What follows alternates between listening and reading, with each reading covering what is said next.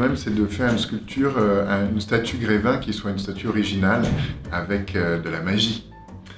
Et donc on est passé par plein d'étapes et la dernière en date, c'est celle de faire voler les spectateurs de Grévin. Donc on peut avoir un plateau qui doit faire, là on doit être sur du 120 à peu près. La structure en acier va venir au centre, et puis c'est les vêtements et la position. Les visiteurs de Grévin vont venir aux côtés de notre sculpture vivre un moment de lévitation magique et pouvoir se prendre en photo et envoyer un copain. Regarde, il y a Eric qui m'a fait voler et crâner. Voilà, puisque quand même le but de cette société des réseaux, c'est de crâner vis-à-vis de tous ces poteaux. Alors,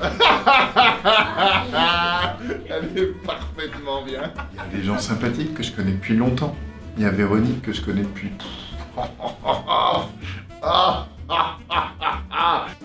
Il y a 10 ans, elle était venue me voir sur Avignon et qu'elle m'avait engagé, que j'étais le maître de cérémonie, enfin le magicien invité qui avait inauguré la sculpture de Franck Dubosc, de Benoît Poulvorde, et qu'aujourd'hui ma sculpture va arriver à Grévin, et que c'est un petit peu étonnant mais magique et surréaliste.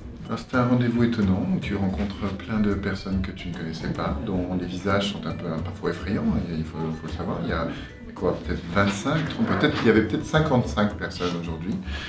Tous des métiers étranges qui n'existent pas. Un est spécialiste de l'ongle, l'autre de l'iris, de la pupille, l'autre du poil, et pas n'importe quel poil, du poil du haut, l'autre du poil du bas, l'autre de l'aisselle, l'autre du coude, enfin des trucs un peu étonnants quand même. Et il faut dire que ces gens existent, que c'est leur vrai métier et qu'ils nourrissent des familles avec ce travail. Donc ça, c'était la première partie la plus étonnante.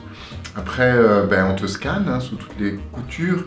C'est-à-dire qu'il y a des gens qui voient des parties de ton corps que toi-même tu n'as jamais vues. Ça, c'est un peu inquiétant. Il y a des gens qui passent leur journée assez bas autour de toi. C'est-à-dire il y a des gens qui s'occupent du bas de ton corps. Donc je suis content d'avoir pris une douche quand même un peu impeccable ce matin parce que pour le respect de ces travailleurs du bas. Voilà. Et puis il y a les gens du haut aussi. Heureusement, je me suis bien lavé les dents parce qu'ils étaient très proches de mon visage. Je me suis pas senti trop mal, ça va. Je me suis dit, tiens, je suis content d'avoir une hygiène irréprochable. Tu peux pas savoir ce que j'ai envie de taper dans les mains. Tu peux même pas savoir.